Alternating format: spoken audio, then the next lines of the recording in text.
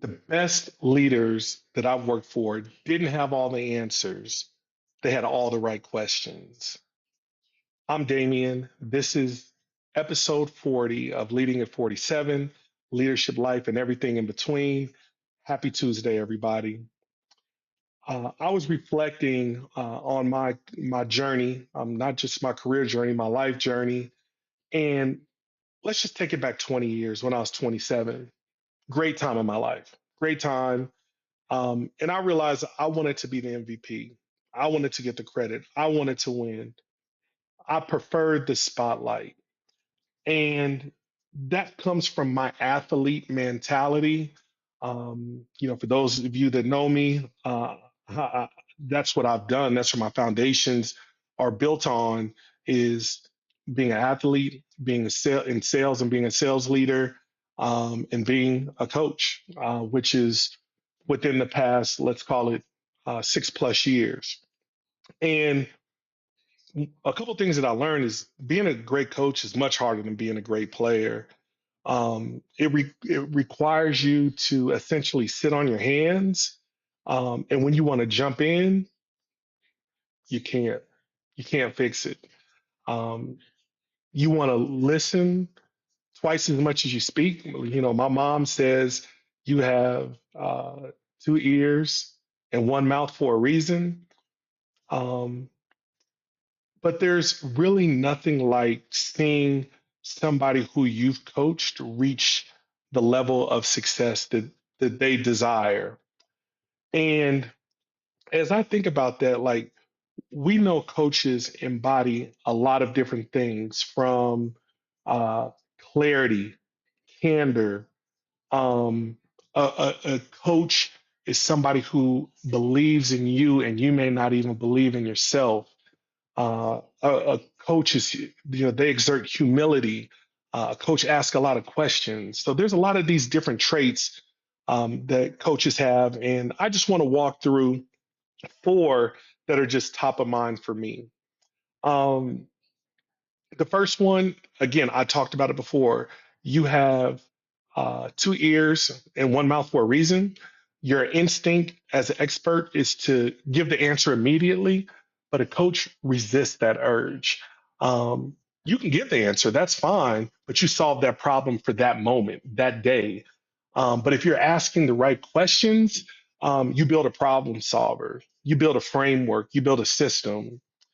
And then next, um, a high support meets high challenge. And what I mean by that is coaching isn't about being nice. It really isn't.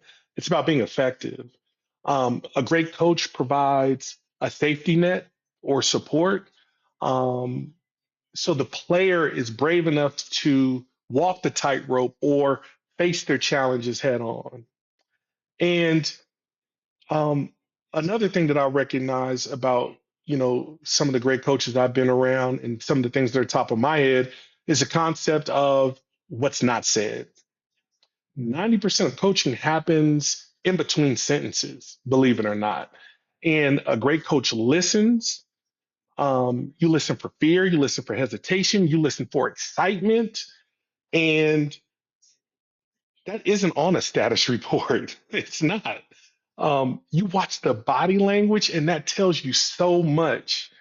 Um, and it's interesting, you start to pick up on these things that even you can tell over a phone call versus being in person or in Zoom.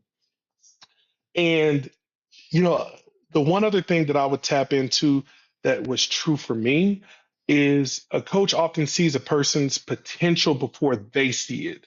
A coach sees more in you than you see in yourself, and you don't even know it. So you might think like you're hitting the ceiling, and there might be a ton of self doubt associated with that, but your coach knows what you're capable of. And it is really, really important to listen to the coach when they're trying to bring that out of you. So, with that being said, you're like, okay, but coaches ask good questions. What are some of those questions? One of the ones that I like to use is just asking a very simple question: what else? Another question I use all the time is what have you tried? What have you explored? And another one that I love, towards the end of a coaching session is what will success look like to you in 6 months or a year or in 2 years, whatever the time frame is.